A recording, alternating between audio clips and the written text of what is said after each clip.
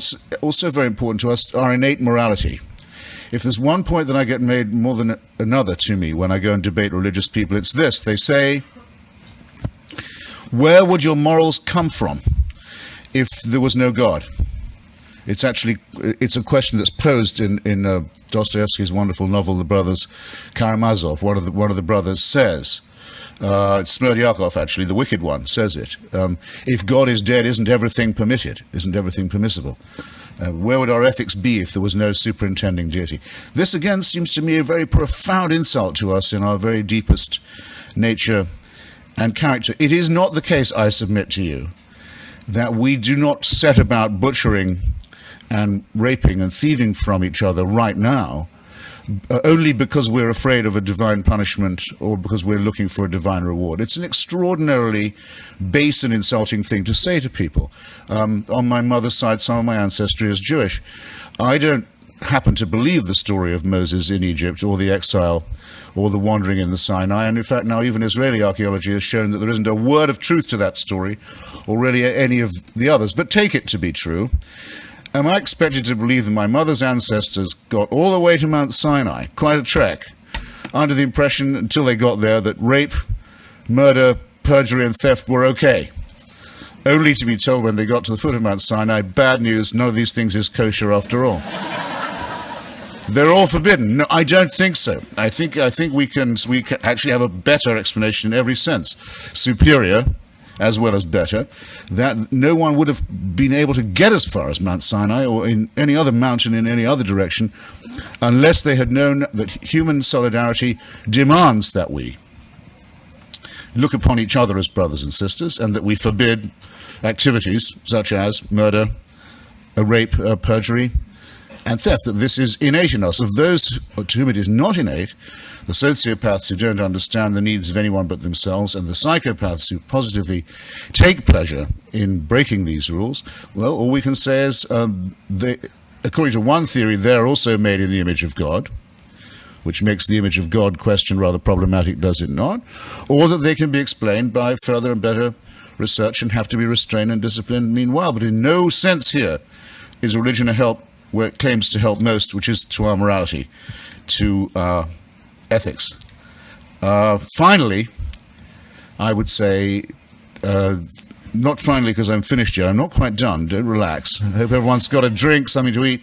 But on the poison question, I think there's the real temptation of something very poisonous to human society and human relations, which is the fear of freedom, the wish to be slaves, the wish to be told what to do. Now, just as we all like to think, and we live under written documents and proclamations that encourage us to think that it is our birthright and our most precious need to be free, to be liberated, to be untrammeled, so we also know that, unfortunately, the innate in people is the servile, is the wish to be told what to do, is the adoration for strong and brutal and cruel leaders. That this other baser element of the human makeup has to be accounted for and gives us a great deal of trouble around the world as we speak. Religion, in my view, is a reification, a distillation of this wish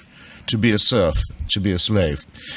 Ask yourself if you really wish it was true that there was a celestial dictatorship that watched over you from the moment you were born, actually the moment you were conceived, all through life, night and day, knew your thoughts, waking and sleeping, could in fact convict you of thought crime. The absolute definition of a dictatorship can convict you for what you think, or what you privately want, what you're talking about to yourself, that monitors you like this, under permanent surveillance, control, and supervision, and doesn't even let go of you when you're dead, because that's when the real fun begins. Now, my question is this.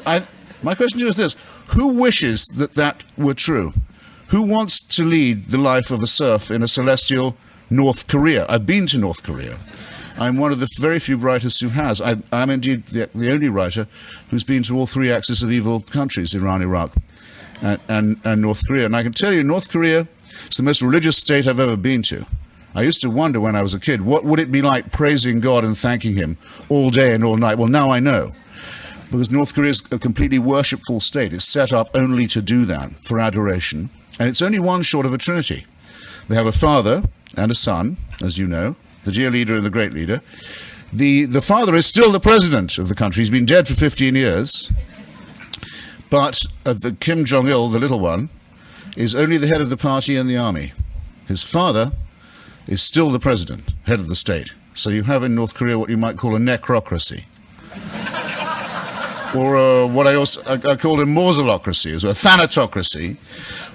Just one short of a trinity. Father, son, maybe no Holy Ghost, but they do say that when the birth of the younger one took place, the birds of Korea sang in Korean to mark the occasion. This I've checked. It did not happen.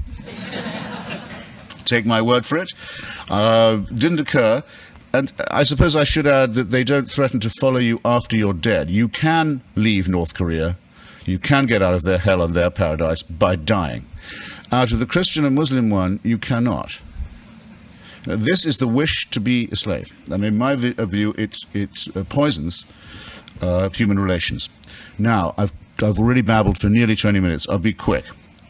It is argued, well, some religious people have done great things and have been motivated to do so by their faith. The most cited case in point I have found is that of Dr. Martin Luther King, who I know I don't need to explain to you about. Two quick things on that. First, he was, it's true, a minister, and he did preach the book of Exodus, the exile of an enslaved and oppressed people, as his metaphor.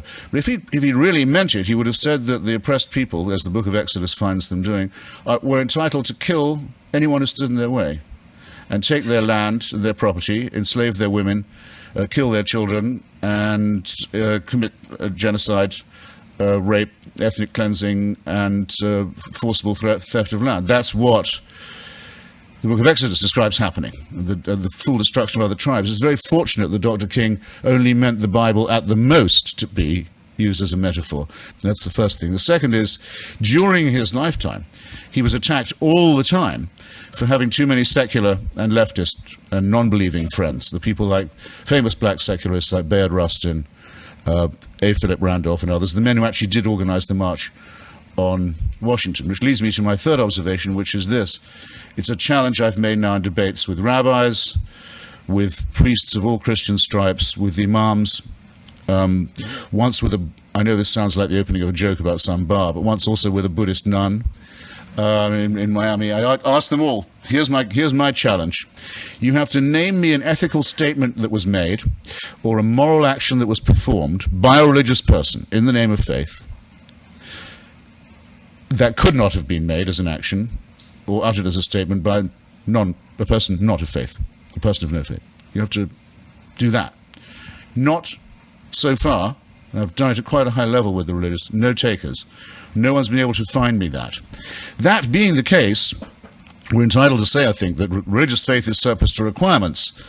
Whereas, if I was to ask anyone in this room, think of a wicked thing said or an evil thing done by a person of faith in the name of faith, no one would have a second of hesitation in thinking of one, would they? Interesting to realize how true that is and how much truer it's getting. Does anyone ever listen to Dennis Prager's show? He's a slightly loopy Christian broadcaster, religious broadcaster, I should say. He's more Jewish than Christian, Judeo-Christian broadcaster, who quite often rather generously has me on his show. And he asked me a question the other day. He had a challenge of his own. He said, you're to imagine that you're in a town late at night where you've never been before and you have no friends and it's getting dark. And through the darkness you see coming towards you a group of men, let's say 10. Do you feel better or worse if you know that they're just coming from a prayer meeting? This is Mr. Prager's question to me. I said, well, Mr. Prager, without leaving you without quitting the letter B, I can tell you I've had that experience in Belfast, in Beirut, in Baghdad, in Bombay, in Bosnia, and in Bethlehem. And if you see anyone coming from a religious gathering in any of those places, you know exactly how fast you need to run. And no one has to explain to you why. And I haven't had to waste any time telling you, have I, ladies and gentlemen? So I submit to you that it is those who are people of faith who have the explaining to do, who have the justifying to do with if this is indeed the case. If they can't account for anything about the origin of our cosmos or our species, if they say that without them we'd be without morals and make us seem as if we are merely animals without faith. If further, everybody can name an instance where religion has made people actually behave worse to one another and act as a retardant upon the advances of knowledge and science and information, I submit that the case to be made is theirs rather than mine. And we have a better tradition. We're not just arid secularists and materialists, we on the atheist side. We can point to through the Hubble telescope, the fantastic, awe-inspiring, majestic pictures that are being taken now of the outer limits of our universe. And who's going to turn away from those pictures and start gaping again at the burning bush? We have smaller microscopes that can examine for us the miracles of the interior and the double helix and the sheer beauty of that. The natural world is wonderful enough, more wonderful than anything conjured by the fools who believe in astrology or the supernatural. And we have a better tradition politically.